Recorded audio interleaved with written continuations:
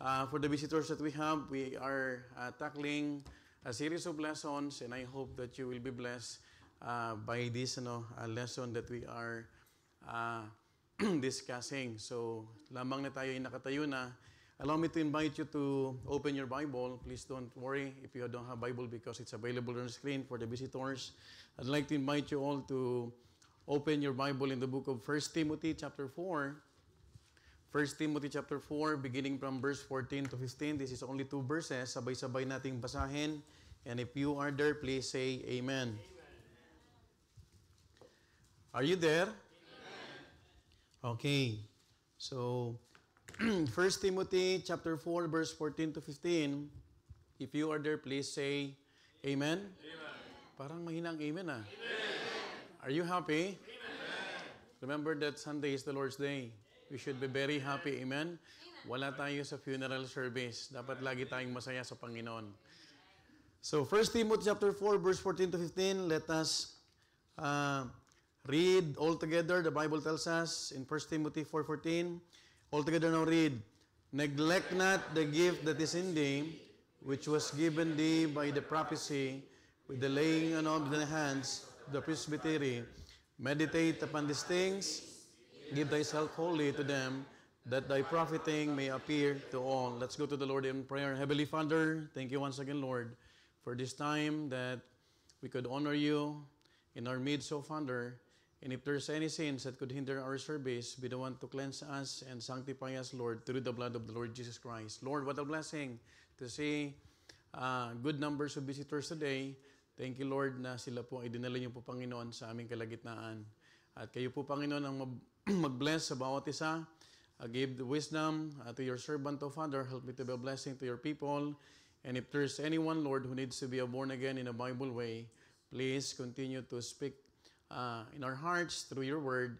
Bless the lesson, and may also bless the technical aspect of our streaming, Lord, even, Lord, for the visitors online. Thank you, Father, for what you have done for us, for protecting us, and even Lord, for this freedom to study thy word. All these things we ask in Jesus' name. Amen. Please be seated. Good morning. Good morning. So our series for today is all about what's in your mind, no? What's on your mind. So we are done with many lessons. In fact, we already finished 4 lessons regarding this topic about how to discover the power of biblical thinking. You know what? It's very important to have a powerful thinking, because if you will fail to think about good things, it will have a domino effect in our lives. Now, in 1 Timothy chapter 4, verse 14, we all know that it is Apostle Paul who is writing Timothy, and he said, "Neglect not the gift that is in thee." Take note about that. Every person, every believer has a gift from the Lord. Sometimes, hindi pa natin na-discover because we are not asking the Lord, "Lord, what will be your perfect will in my life, and what would you want me to do in the Lord's work, in the Lord's vineyard?" Minsan, nakakalimutan natin na it is God who is giving us what? Talents. And our talents should be what? Be used for His glory and honor. Magaling ka magluto, you could be a part of the kitchen ministry. Tama? Magaling ka sa art, you could be part of the event stylist. Amen? Magaling ka sa pagpapaliwanag, sa pagtuturo, maybe God is giving you a gift of teaching. You could be a part of the Sunday school teachers, no? And magaling kang kumain, mamaya magkakasama tayo. Okay. So sabi ni Paul kay Timothy, neglect not the gift that is in thee. No? The word neglect is very important because many Christians are neglectful. No? Which was given thee by the prophecy. Take note that ministry is received, not achieved. It's only a privilege to serve the Lord. With the laying of the hands of the presbytery, ang sabi ng Bible, verse 15, meditate upon these things, give thyself wholly to them, that thy profiting may appear to all. So we will be talking about the 5th part of this series of lesson. We will talk about the careless mind. No? The careless mind. Okay, under this lesson, we have to understand that when we say careless, it's irresponsible. No? Thoughtless, or meaning to say without sufficient attention. Hindi natin pinag-aaralan yung mga detalye, no? Sometimes we are guilty of thinking nonsense na nadidipit yung purpose na bakit tayo binigyan ng tinatawag na isip para mag-isip. Hello? Now, remember that a careless mind is a mind that is unfocused. So, are you focused today? So, I hope that we will not have a careless mind today. A careless mind is a mind that is what? Not only unfocused, but undisciplined. So, sometimes we have to discipline our mind. No? I'm always reminding that when we are thinking about bad things, we must perish the thought. Because it is what the Bible says, as a man thinketh, so is he. So pag nag-iisip tayo ng masama sa kapwa natin, baka mali yung iniisip natin. Tama po ba? So a careless mind is also a mind that is what? Unstable. Now, we have to understand that the good news is we could discipline our mind. No? Through what? In Joshua 1:8, if you will read with me in silent reading, sabi ng Bible, this book of the law shall not depart out of thy mouth, but thou shalt what? Meditate. Hindi ka makakapag-meditate kung hindi ka nag-iisip. Are you following? Hindi mo maiisip yung kung ano-ano na dapat hindi mo maisip if we are only meditating the Word of God. Can I hear amen? And the Bible is trying to instruct us to meditate not only during your convenient time, but the Bible tells us therein day and night. How many of us meditate the Word of God before we sleep?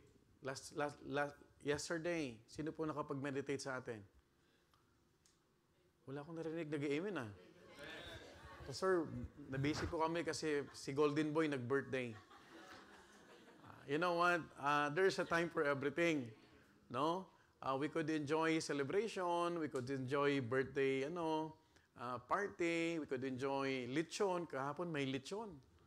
No? And I've learned mamaya, may lechon paksiw. No? At magpapapansit si Pitcher Hermie. Hindi natapos yung pansit na yun. Lagi na lang linggo may pansit. Palabok naman, Mr. Veronica. Okay. That thou mayest, and I want you to notice this phrase, thou mayest observe to do. Not only to meditate, but to what? To do. Ang ganda nung devotion kanina, no? Fuel. Kailangan natin ng fuel, sabi ni Pitcher Jerry. Hindi tatakbo ang makina kapag walang gasolina. Hindi ka makakapagpatuloy if you don't have the confidence to the Lord's purpose. Can I hear amen? So that is the reason why not only to meditate, and when we are meditating, we are using our mind carefully. And it's what the Bible says, it is written therein, for then thou shalt make thy way what? Prosperous. Marami palang tao ang hindi prosperous and hindi nakakamtan yung good success because we are not meditating. And not only that, we are not applying what we could learn from the Word of God. So the Apostle Paul went to a lot of trouble to mentor Timothy. You know what? Mentoring is not easy. When we say mentoring, we are imparting our knowledge, no? Experiences, and sometimes nakita natin na kahit nasa kulungan, binanggit ito ni Pitcher Jerry kanina, kahit nasa kulungan si Apostle Pablo, hindi po siya natigil sa pagme-mentor. Are you following? That's why I've mentioned that Apostle Paul went to a lot of trouble to mentor Timothy in the truth of God's Word. You know what? It's always a good thing to mentor a person. Through what? The Word of God. Because sometimes may mga mentors tayo na wala naman sa kalooban ng Diyos. Be very careful to have your mentors. By the way, who is your mentor? Do you have mentors? We need mentors. Especially if we want to grow in our life. No? Makikita natin na kailangan natin ng may nagme-mentor sa atin. And by the grace of God, if we are learning from His Word, makikita natin, instead of acting careless with the truth he had been taught, Timothy determined to cultivate what? Truth in his heart so that he could mature spiritually. Now, when you are putting your prayer request, I love to pray each of you na sinasabi nyo, Pastor, please pray for me. I have the desire to grow in my faith. Ang gandang desire yan, no? Spiritual growth. Hindi lang, Lord, gusto ko magkaroon ng BMW. No? Maging contractor ka muna. Okay, are you following? Now, if you have the desire to grow in your faith, you have to cultivate it. Hello? Hindi tayo lalago by putting only prayer requests. Are you following?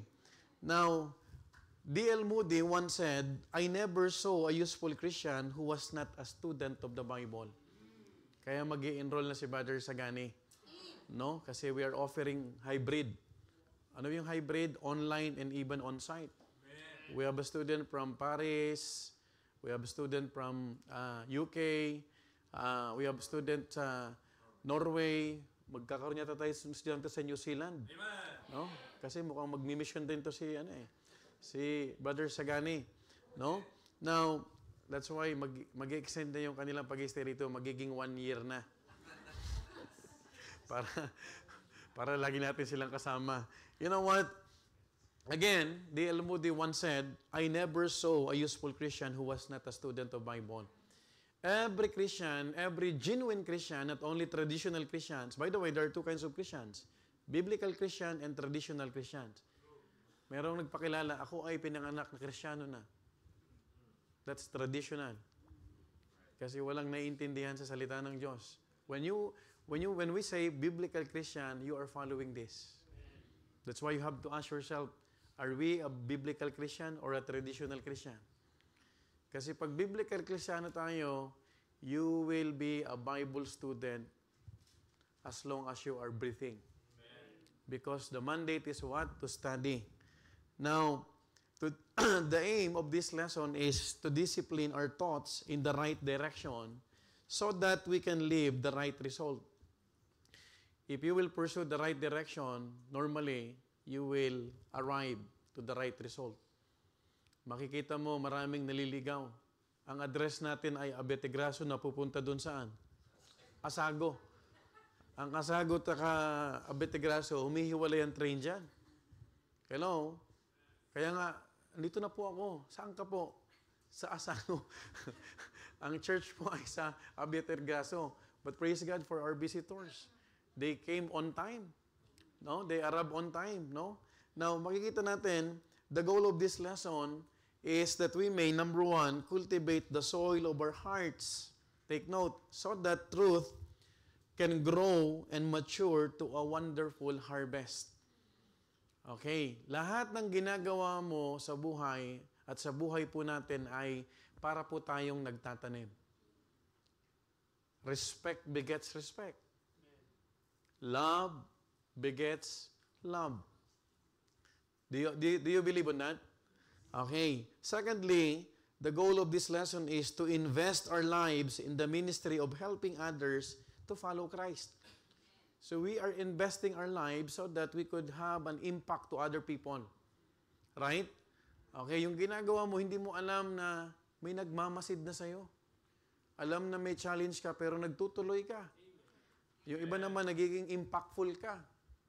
Why? Natutulog din yung iba. Okay, so huwag tayong maging impactful sa negative na bagay. No? Okay, labanan mo yung antok mo. Tama? Are you following? Parang inaantok ko yun. parang pagdating sa church, lagi tayong inaantok. Nagpapakit ka lagi. Okay. Now, I know you woke up early, but you know what? You have to be glad every time na pupunta tayo sa church. Amen? Oh, pero yan, nakita mo ulit yung mga kapatid natin na matagal natin hindi nakita. No? Akala ko nga, babalik na yan doon sa Biseli eh. I'm happy to see Sister Ebes and I'm joking to Sister Lisa, you want coffee, ma'am? Ayan. So, na-miss natin yung mga kapatiran, oh. Ayan, okay. So, again, thirdly, we have the goal that every one of us should meditate what? Scripture. No? Ang minimeditate ay yung Scripture. Fourthly, to consume ourselves like Jeremiah with a passion to know God's Word. We have to have the desire. No, that's why I'm thankful because even Sorella Magri, she is continuing her discipleship lesson. Let's continue to pray for her health. No? Kasama natin siya ngayon. We're so glad. We missed her last Sunday, 2 Sundays ago, but now we are so glad to see her once again. And we could understand that we need to consume ourselves. Why? Because when we are meditating the Word of God, hindi tayo napopokus sa mga negative na bagay. Do you believe on that? Ang dami ng problema. No? Pero kung tayo ay babad sa salita ng Diyos, we will be what? Comforted. Now, we'll just discuss the lessons, no? With the main points. Number 1, a cultivation of truth. Number 2, a contemplation of truth. And thirdly, a consumption with truth. Now, folks, my dear beloved visitors, let us be mindful that a careless mind is like an unlocked door. Anything can enter. Pag meron kang careless mind, para siyang bukas na, hindi nakasaradong pinto. Hindi nakalock. Kapag ang pintuan hindi nakalock, kahit sino pwedeng pumasok. That's why you need to guard your mind. Are you following? Now, careless thinking or mindset leads to confusion and instability. You know what? Sometimes we are easily confused. We are unstable because we do not guard our mind. Meron tayong mga careless thinking or mindset. And when we have the careless mind or careless thinking, it will produce what? Careless living. And ito po yung mga actions natin na dapat hindi natin nagawa, pero dahil nakapag-isip tayo ng hindi maganda o hindi natin pinag-isipan yung mga desisyon natin, yung actions natin ay mali. Do you understand that? Now, remember, when we have a careless living, it leads to what? Sin and regret. So makikita natin, it is because our minds are capable of what? Receiving. Are you following? Not only receiving, but processing. No? And then, storing tons of information each day. Just imagine kung gaano kadami ang pwedeng pumasok sa isipan mo. If you will watch Netflix, if you will watch many news, fake news, kasama doon, ang daming pwede mong papasukin sa isipan mo. And by the way, pag yan pumasok na, nagpa-process yan. So meron ka ng tinatawag what? Minsan may mga prejudgment na tayo. Preconceived ideas. And sometimes, do you know that it's not good for young ones or teens na nakakapanood sila ng mga crime? Hello? Are you following? Kasi nagkakaroon tuloy sila ng idea na, ganun pala ang pagnanakaw. That's why we have to discipline, no? Our kids, kung ano dapat yung pinapanood nila. No? Okay. Not only that, after storing tons of information each day, a careless attitude toward our thought life is what? Devastating. Bakit? Bakit devastating? Because it leads to what? To wrong decisions. To wrong decisions. Imagine, a 22-year-old, no? He was planning yung kanyang pag-atake doon sa tinatawag na Charlie Kirk. Imagine that. Matalino yung bata. Hello? And he went to what? To a college, and then makikita mo, sayang ang buhay ng bata. No? He went to a wrong crowd. Umattend siya ng mga tinatawag na mga grupo na mali, napasukan niya yung mga protesta na yan, and then he was indoctrinated of wrong ideology. Kasi yung bala na ginamit niya, yung case ng bala, nandun yung mga anti-fascism. Hello? And then, walang nag-utos sa kanya, he was driven by his what? Wrong ideology. That is why we need to understand this lesson. Kasi kung wala tayong ingat sa pag-iisip natin, yung mga estudyante, yung mga binabasa natin, it could give us what? Wrong information. Hello? Do you know that those people who are protesting, they are not ashamed? You know what? 5 years ago, as I observed this, Nung nagsusulwining kami 5 years ago, 7 years ago, ang mga pro-Palestine, kukunti lang Italians. But now, do you know, just last week, halos majority ang mga nandun nakapila, mga Italians. Kukunti na lang ang ibang lahi. That's why I told our partners in the ministry, please pray for us here in Europe. Because if we are not maximizing our time, we need to understand, sa Poland, delikado ngayon. Please pray for Poland. Talagang ang Russia gustong bombahin ang Poland. Pag wala tayong gagawin dito sa Europe, it becomes what? A breeding ground of wrong ideology. Ang dami ng woke. Ang dami ng mga tinatawag na LGBT. Hindi sila nahiya. Biruin mo yan, nandun sila, tirikang araw, may dalang placard. And they are protesting, they are pro-Palestinian. Hindi naman nila naintindihan yung pinaglalaban nila. Hello? Because of what? Careless mind. Hello? That is why you have to understand that it leads to wrong decisions and secondly, produces instability. So pag pumasok na yan, pinaprocess na yan, oo nga naman ipapakita sa iyo yung mga inosenteng namamatay sa Gaza, pero hindi nila ipapakita sa iyo yung mga pinatay nila doon sa Israel. Are you following? So pag meron ng thought process, iba na yung mo. Pag nakarinig ka ng Israel, what would you, mga kapatid, think about them? So meron ng galit. Tama po ba? Na hindi mo na binabasa yung other side. Are you following? That is why we need to be very careful about having what? Careless mind. And thirdly, it opens the door for temptation and deception. Ayan na. If you went to a wrong crowd sa mga pinupuntahan natin, magkakaroon ka na ng mga tinatawag na maling kaisipan. And you will be deceived. No? Akala mo yung kasama mo talagang nakikipagbaka. They are only using you. No? Meron ditong dating umaattend dito na nung simula nung prayer rally dyan sa kay former Duterte. By the way, I have nothing against with prayer. But make sure that when you are praying with the believers. Kita mo yung prayer rally na yan. Yung nag-pray, wala na ngayon. Kasi ang pagpipray, kapatid, walang masama dyan. Pero paano ka magpiprayer rally, yung mga kasama mo, lasing nga. Tama? Iba naman ang sinasamba, ibang tinatawag. Allah. Paano ka magpiprayer rally? Umattend ka ng prayer meeting. Tama mo ba? Makipag-pray ka together because prayer in fellowship. Fellowship in prayer.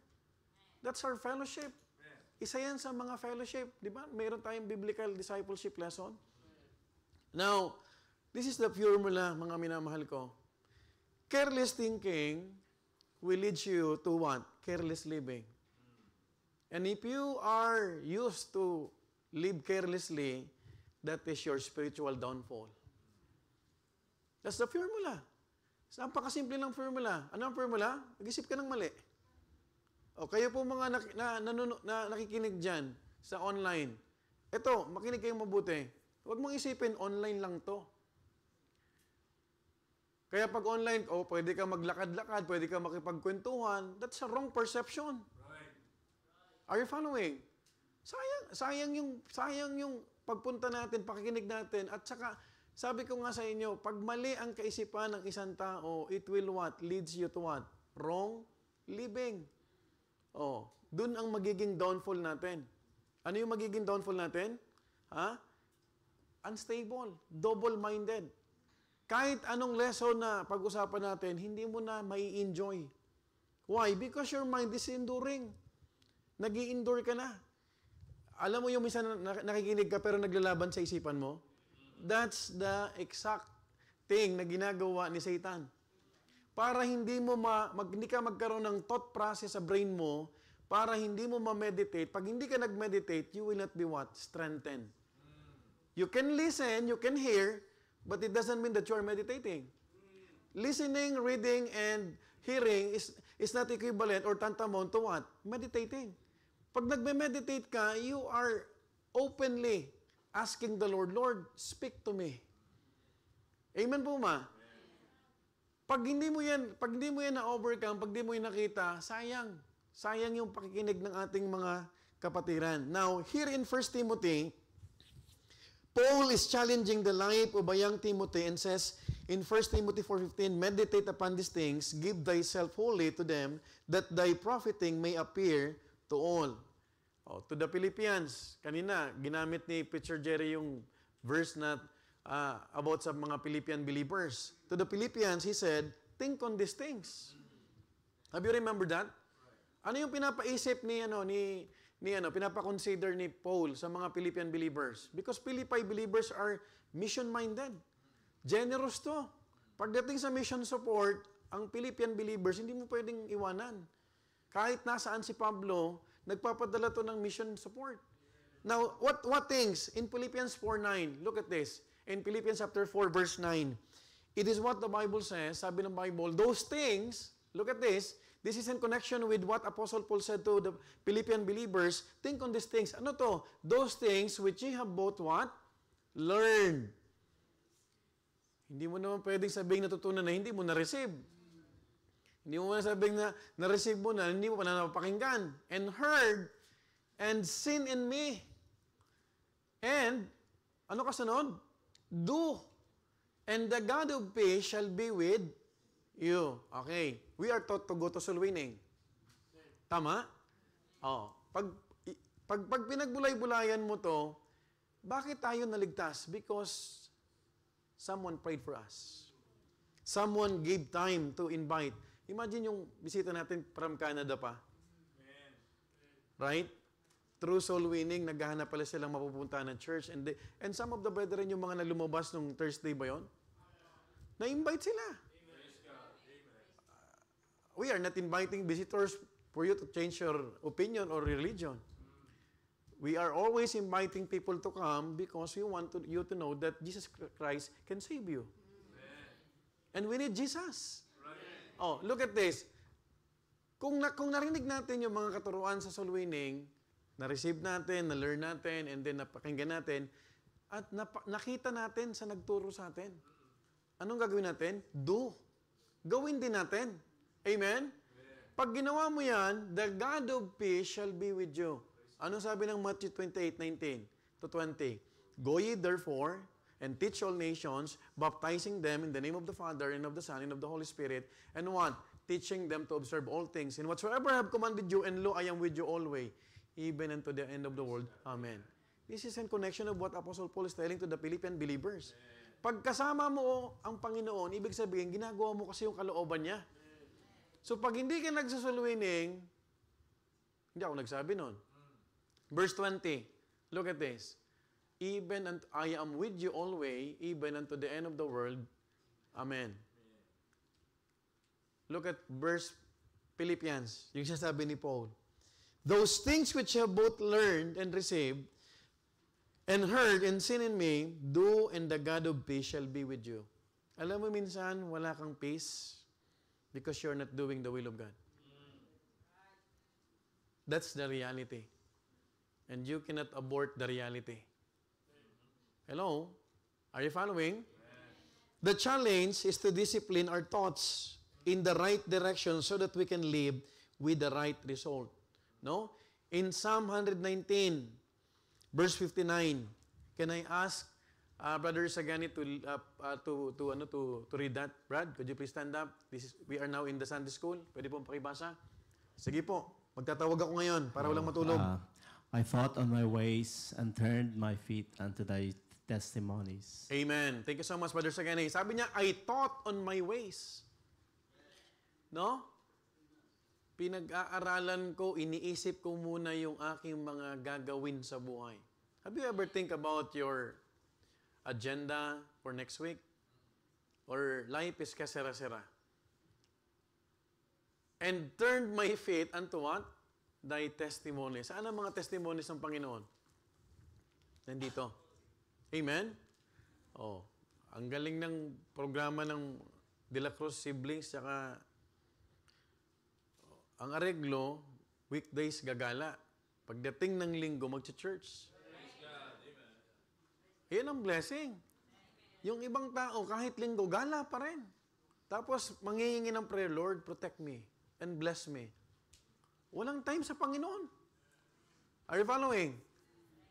Look at Ephesians chapter 5. Sister Judith, can you please read these verses? Ephesians chapter 5, verse 15 to 16. Okay. Ephesians chapter 5, verse 15 to 16. Sige, na Sunday school tayo. Para ayan na. See then that ye walk circumspectly, not as fools, but as wise. Verse 16.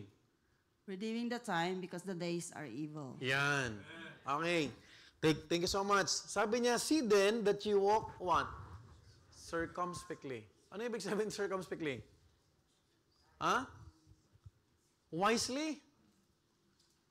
Not as fools, but as wise. Huwag kang lumakad sa buhay na to, sa mundong ito, na parang wala kang purpose. Know your purpose. Amen? Tinanong mo ba sarili mo, bakit ka nasa Milan ngayon? Pastor, for tour. Kahit ngayon, bisita natin ngayon, nagtutour, pero nasa sambahan sila ngayon. Kasi there's a time for everything. Tama po ba? To everything, there's a time. Amen? Nagpa-interview sila, Brother Wilfred tsaka Sir Lorena. Hindi sila papasok ng linggo. Tama ba, Sir Lorena? Kasi Monday to Saturday pwede magtrabaho. May panahon para sa lahat. Parang di kayo tahimik yung iba. Parang si Brother Wilfred lang ang nag-i-amen Alam mo, sayat sa gusto mo, it is God who is providing our needs. Not those employers. They are only instruments. Do not be confident about your skills, about your diplomas, about your employers. Isang snap lang yan, pwedeng kunin ng amo mo. Pastor, hindi mo lang alam, itong amo ko ay iniingatan ko kasi may mana ako dito.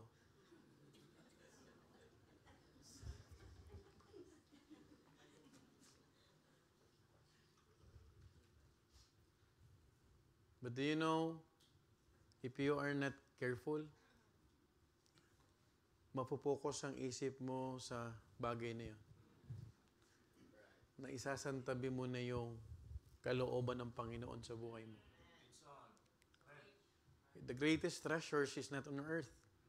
The diploma of Sister Magri will no longer matter in heaven. Even she's an architect. Hello? We have pilot in Malta, a brother who used to pilot in the Philippines.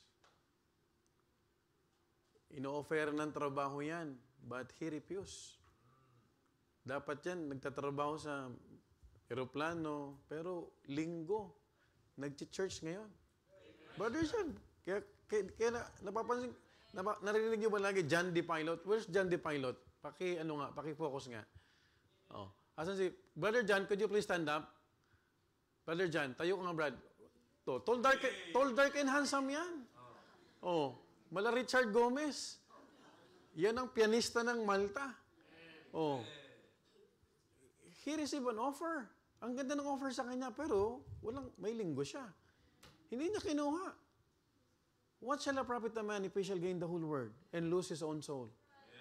Anong kapalit? Kung tatanungin nyo, malaking kikitain niya. He's a licensed pilot. Now, saan ka nagtitiwala? How do you think, how do you perceive life? Kapatid, lahat ng mga achievements natin, lahat ng mga bagay na ginagawa natin, pag hindi tayo maingat, pag hindi natin sinama ang Panginoon sa plano natin, masisira ka. Because this world will offer you many things. And if you have a careless mind, you will be what? Tempted. You will be what? Deceived. Narinig niyo yung news ngayon, yung nag-announce yung pilot? No? Okay, in few minutes we'll be landing and we'll have a hot tea and I will kiss the hostess, the hot hostess. Nakabukas pala yung ano. So may relasyon yung stewardess saka yung piloto. Takbo yung stewardess. Kasi nakakahiya eh. Oh. Bili mo na lang kung nagpipiloto ngayon si Brother John ngayon sa aeroplano yan. Ang dami mga hostess. Hostess is the stewardess.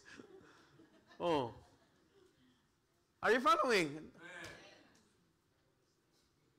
Preacher Jerry, yung gandang lalaki na yan, sabi niya, hindi ako magtatrabaho ng linggo. Kaya mga Briton kasama niyan. I want to work on Sunday. Oh. He's a faithful husband to his only wife. Pero minsan may mga kapatiran, nanghihinayang sa 50 euro lang, 100 euro lang, idadagdag sa'yo. Tapos mawawala ka sa gawain ng Diyos. Tapos, kukumpitin mo na, 100 euro yung pastor, 4 na linggo, 5 linggo sa isang buwan minsan pa, 500 na. Nadideceive ka na. Tapos magbibigay pa ako ng tithes, tapos pinaghirapan ko, ano yan? Siniswerte? Naniwala ka na sa swerte.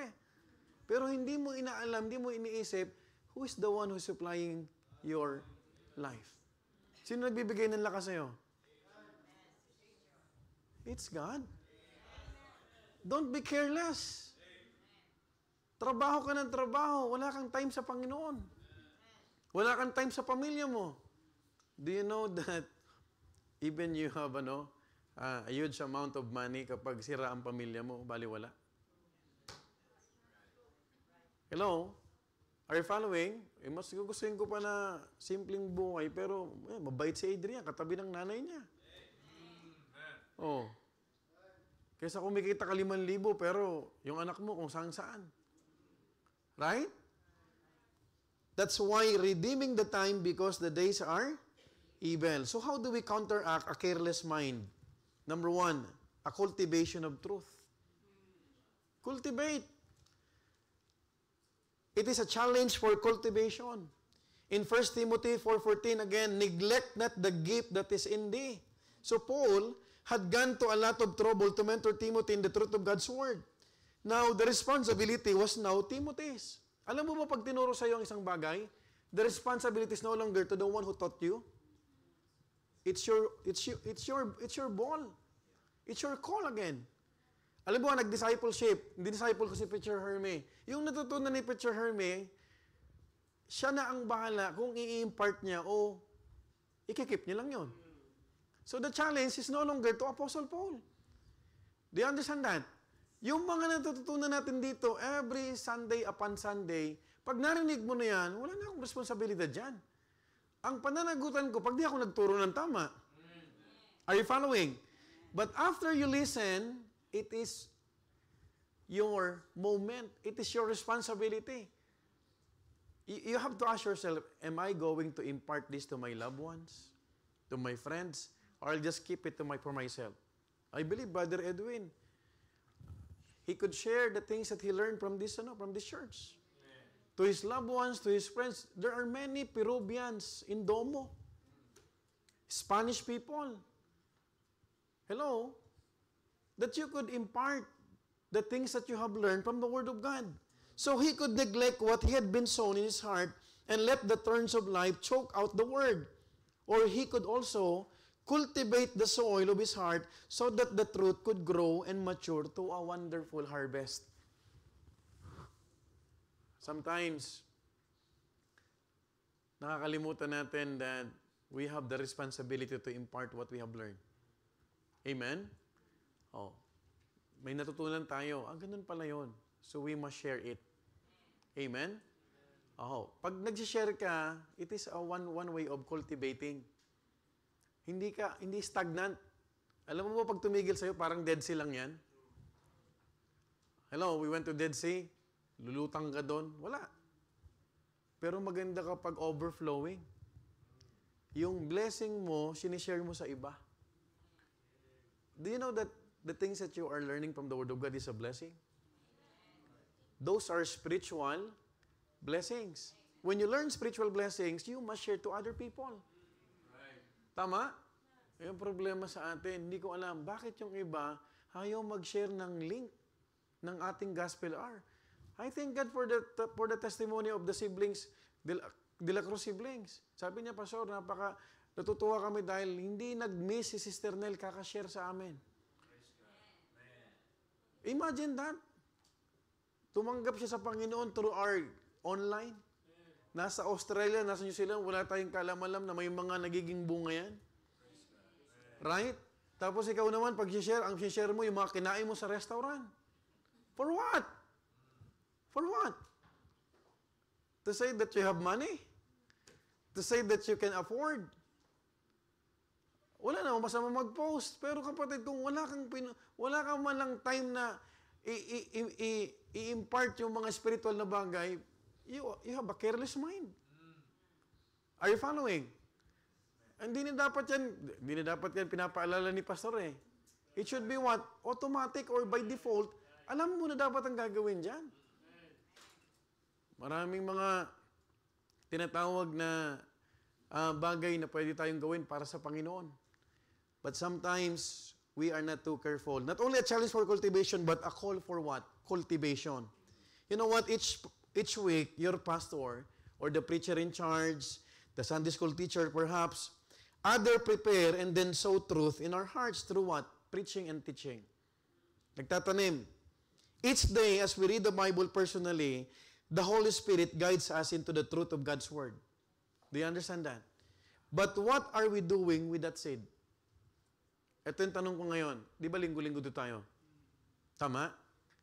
Yun ay equivalent ng mga binhi, seed. Anong ginagawa natin sa mga binhi na yan? Hello? That's the question. Do you know that there are 168 hours in every week? Tama? 24 hours in a day. Times mo 7. Simple arithmetic, di ba? If we spend 3 hours in church and another 7 hours reading our Bibles, an hour a day would be extreme for most people. Sino ba nagbabasa dito ng 3 hours a day? Huwag kang tataas ang kamay, hindi mo ginagawa yan, ha? Baka 5 minutes ka, wala kang binubuklat dyan. O, kidlatan ka dyan. Hello? Are you following? That means we are receiving truth 10 hours each week. Sa isang oras lang. Now, anong ibig sabihin to? Bakit, Pastor, binabanggit mo to? That means, the devil has 158 hours to sow weeds. 168 kada week. 10 hours lang sa buong linggo. Ano ang kapalit nun? Anong ibig sabihin nun?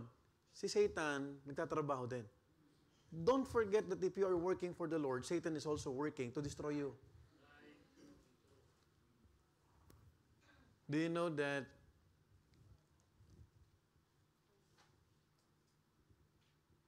the broken homes are increasing? Do you know that criminals are getting younger? Sino ang sniper ni Charlie Kirk? 22 years old.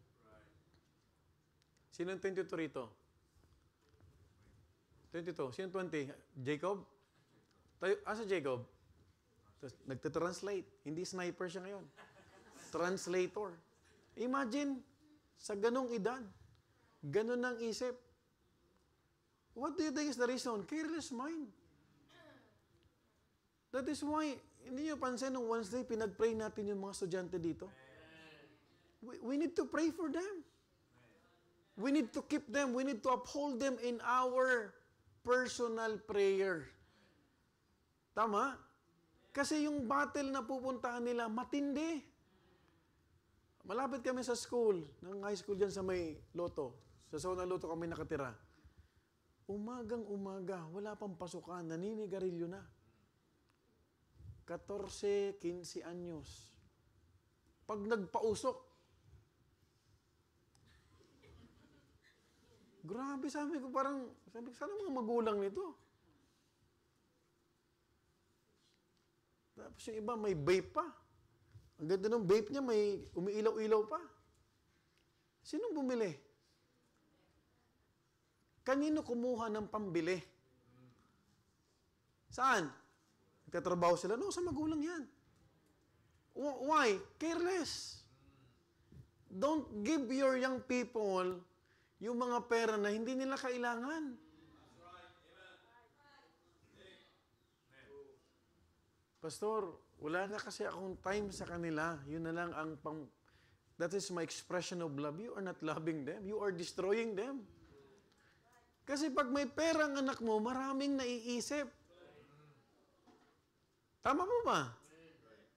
Alam mo ba noon, kami mga nag-aaral elementary noon, ribisco. Isusok-sok doon sa bag ko. Tapos, zesto na Tetra Pak. Yun ang baong ko noon. Yung mga mayayaman kong classmate, mapapera. Alam mo yung 5 pesos? Alam mo yung 2 pesos na papel pa noon? Malaki na yun. Huwag naman kayo magkunwari na hindi kayo kaedad. Parang ako lang ang may edad dito na... Don't me, ha? Pag ako nakahawak na pisong Marcos na bilog, ang dami ko, tuwan-tuwa na ako noon. Ang mga laro namin, walang cellphone. Tumbalata, talunan. Ngayon, iba na. Hindi makausap ang anak mo. Tinatawag mo na, parang binging ahas. Babad dito. Totoo hindi. So huwag kang magtaka, bakit parang binging ahas yan? Kasi yan, walang salita ng Diyos na natatanim dito. 158 hours. Satan is what? Sowing to the minds of your children. Paano? Ikaw din, nasa hapagkainan, nagsiselfon ka. Ay, paano pag binalik ka? Ikaw ka nga, daddy, nagsiselfon ka rin eh. You remove phones in the tables. Nung panahon namin, wala naman telepono noon.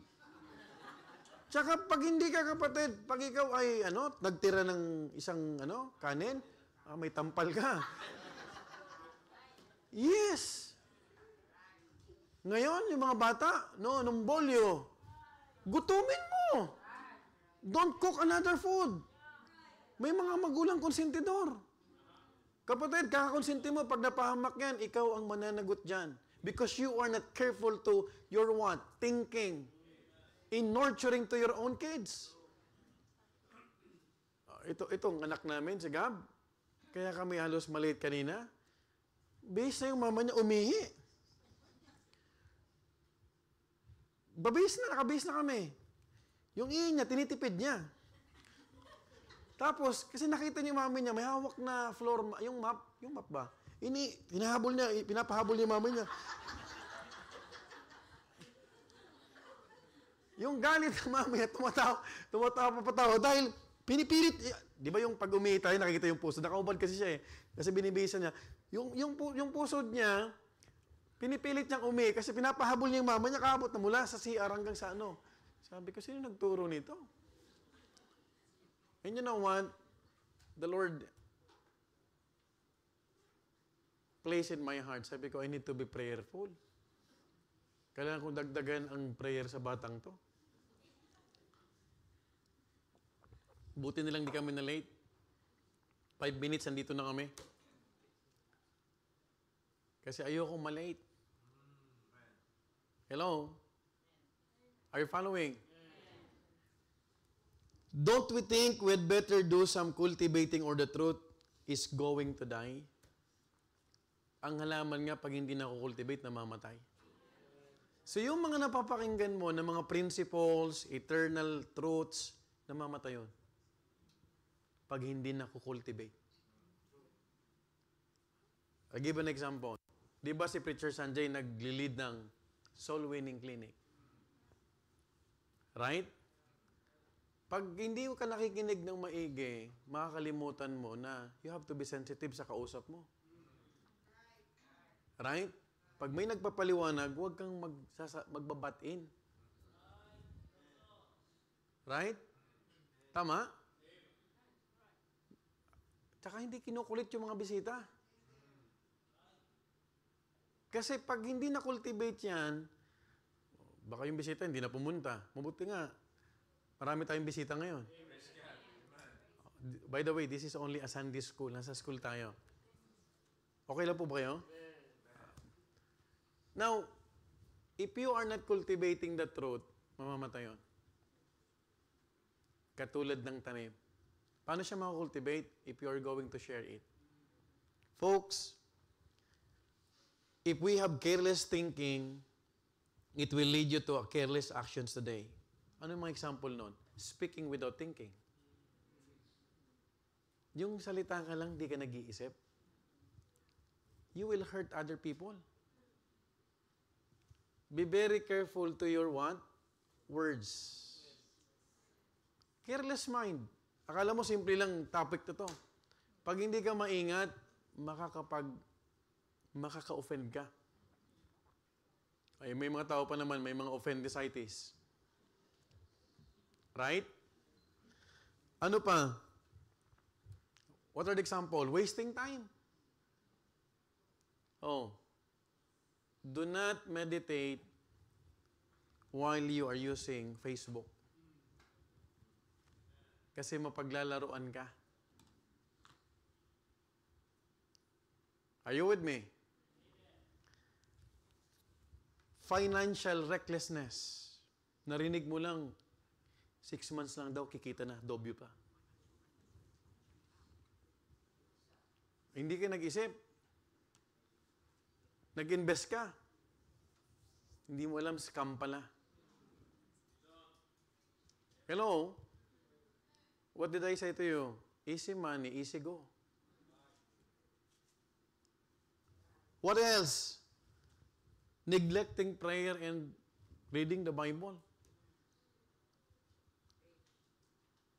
Huwag ka nang makalimutan mo na magmerienda, wag mo makalimutan ang magbasa. Mag-meditate. Kasi minsan, ang lalaki na ng tiyan natin, pero yung kaluluwa natin, hindi natin napapakain. Hello? What else? Choosing wrong company. Pag hindi mo, young people, pag hindi mo pinag-isipan to, hindi naman ako naninigarilyo. Hindi naman ako kakating classes. Pag napasama ka dyan, isang araw, gagawin mo na yan. Tell me your friends and I will tell you who you are. That's why we need to be very careful. Kaysa tumambay sila, pumunta ka sa library. Tama? Sisters Beba? Oo. Hindi ka naman, wala naman naninigarilyo sa library, di ba? Tama? May nakita ka naninigarilyo sa library? Ano nakikita mo doon? Nagbabasa. Kasi magagalit ang librarian. Hello? Bored ako, bored. Hindi mo nga masolve yung isang arithmetic na problema, naboboard ka. Bakit hindi mo pag-aralan? Alam mo, boredness is what? Laziness. Naboboard ka kasi hindi gumagana ang isip mo. O di ba pag wala tayong interest, hindi gumagana to? Tama? Oh, bakit nawawala ka ng gana? Kasi hindi ka interesado. Hindi gumagana. Pag interesado ka sa isang bagay, sino may interest sa pagluluto? Pag pinag-usapan niyo pagluluto, mag-usap tayo mamaya pagluto na. Sige, fellowship tayo mamaya. Pero ipaliwanag sa akin, 2 cups of this, kailangan yan dapat slow cook, pastor. Oh. Pag passion mo magluto, tuwan-tuwa ka mag-express ng, alam mo yun, tuturuan mo. Pero sa mga katulad ko na walang interest magluto, sige, pag tawagin mo ako matagal sa akin na magluto. Pag-ugasin mo ako, talaga naman. Oh. Mag-uugas ako. Same thing kapatid sa pagbabasa, pag-aaral. Kailangan, meron tayong maintindihan na there should be what? Challenge and to cultivate. No? The prophets of the Old Testament understood the need to cultivate the heart. Si Jeremiah 4:3, break up your fallow ground. Hosea preach, maraming beses ginamit ito ng mga preachers natin. Sabi ng Hosea 10:12, sow to yourselves in righteousness, reap in mercy. Break up your fallow ground, for it is time to seek the Lord till He come and rain righteousness upon you. Hindi literal na rain to. break up. Follow ground. No? It is our responsibility to keep our hearts as a good ground where the truth can flourish and produce God-honoring results. Don't just what? Check off your Bible reading each day. Don't just go to church on Sunday. The Apostle Peter had invested his life in the ministry of helping others follow Christ. Notice his parting words in 2 Peter. Ito na yung mga huling sinabi ni Apostle Peter bago siya namatay. In 2 Peter 3:14-18, wherefore, beloved, seeing that you look for such things, be diligent that ye may be what? Found of him in what? Peace, without a spot, and blameless. Verse 15, and account that the long-suffering of our Lord is what? Salvation. Even our beloved brother Paul, also according to the wisdom given unto him, hath written unto you. Ano yun? Verse 16, as also in all his epistles, speaking in them of these things, in which are some things hard to be understood. So wag ka magtaka na madali talagang unawain ng Bible. This is a spiritual book. And when we say spiritual book, we need the Spirit to illuminate us, to understand us, to help us to understand, which they that are unlearned and unstable rest, as they do also other scriptures, unto their own distraction. Kasi may mga tao, ang hirap naman magbasa ng Bible. Hindi nila ako magbabasa. Sabi nila, nakakaloko ang magbabasa. O sinong maloko ngayon? Yung walang Biblia. Oh, dati sa Amerika, inalis yung Bible sa mga elementary school. Ano nangyari? Ang daming crime. Ngayon, binalik. Because of Trump. After Trump, alisin na naman yan ng mga woke, ng mga leftist, ng mga liberal. Oh, ano ang dulo? Their own distractions. Ano dapat gawin? Verse 17, ye therefore, beloved, seeing ye know these things before, beware lest ye also, being led away with the error of the wicked, fall from your own steadfastness. Last verse, sabi ng Bible, but grow in grace and in the knowledge of our Lord and Savior Jesus Christ. To Him be glory both now and forever. Amen. Grow in knowledge. When you are growing in your faith, in the knowledge of the Lord, you would see that your soul is always what? Strengthened. Lumalakas. Amen? May mga bagyo sa buhay, may mga challenges. You can surpass all the trials and challenges in life if you are strengthened by the Lord. Kailangan mo ng fuel, sabi ng ating nagdevotion. Amen? Confidence. Now, folks, I want you to understand that a careful mind leads to peace, wisdom, and stability. Pag meron kang careful mind, it will lead you what? Sa peace. Meron kang problema ngayon, meron kang family problem, have peace. Wala namang pamilya na hindi nagka-problema. Can I hear amen? Sino ba ang hindi nagka-problema sa anak? Lahat ng magulang nagka-problema sa kanilang anak. Are you following? Anong kailangang gawin natin? Continue. Learn and apply what we have discussed. Amen po ba? Be diligent, be disciplined. Lahat yan. Minsan, pag nagdidisiplina tayo ng anak natin, masakit, di ba? Pero kailangan nila yan eh. Right? Just like in this church. We learned that it is Jesus Christ who taught us to have what? Church discipline. Minsan, wala na. Sino bang gusto madisiplina? Wala. Tama? Pero lahat tayo kailangan minsan ng salita ng Diyos. Now, folks, I do believe that a careful mind leads to what? Peace, wisdom, and stability. Dapat stable ang isip natin. Remember, a double-minded man is unstable in all his ways. Do you have any question?